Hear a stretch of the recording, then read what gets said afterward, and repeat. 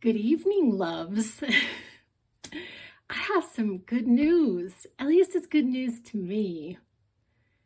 I did something today, or I experienced something today that I feel like was so great, and I just have to share it. So, some of you have been with me from the beginning when I started doing these YouTubes, and it was rough. In the beginning, it was so rough because I was going through this change, and I know that I appeared, a lot of people called me crazy.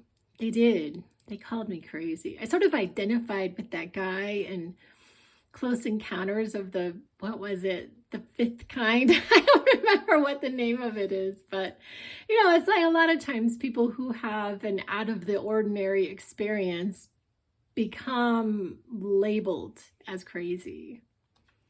So today I've been doing some trainings, and I'm going to be very, very loosely in collaboration with doctors who know a lot more than I do, diagnosing or giving like a general diagnosis. And so we were going through the DSM-5, and I'm reading all of these. I'm reading all of these different diagnoses, and I happened to buy it. I bought the DSM-5 because I knew I was going to be using it, and I wanted to have it and look through it. And I started to really tank. I started to feel kind of horrible. And I was a lot of people had accused me of things during that time. And I can kind of understand why, but it was a couple of things. The first thing is this shaming. If I was having a mental illness, a full stop mental illness, this shaming on me. Like if I had appendicitis, which I did and had to have my appendix removed, we wouldn't be having that conversation. There's no judgment for having a medical condition, but there's huge judgment for having a mental illness. At the time, I didn't really know what was happening with me, but I can tell you that I can understand why people thought that I was crazy, but I actually knew that I wasn't. I knew that I wasn't because I was having all these things actually happen in my physicality, and I have mounds of evidence of what I'm talking about.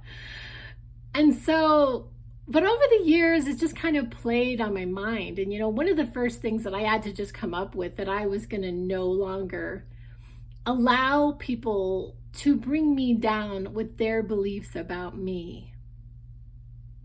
I already knew that so many people in my family, in my community, in my friend group, even sometimes my own children were questioning my sanity. I mean, like truly. And I can kind of understand, why they would have thought that. But I'm going to go back to the twofold that firstly, is there real shame in having a mental health crisis? But secondly, not having the faith in me. That it may not have been a mental health crisis. It may have been something else. So I start to tank today because I'm reading about all these mental health disorders, and I had symptoms of these different disorders, these diagnoses. You know what I did?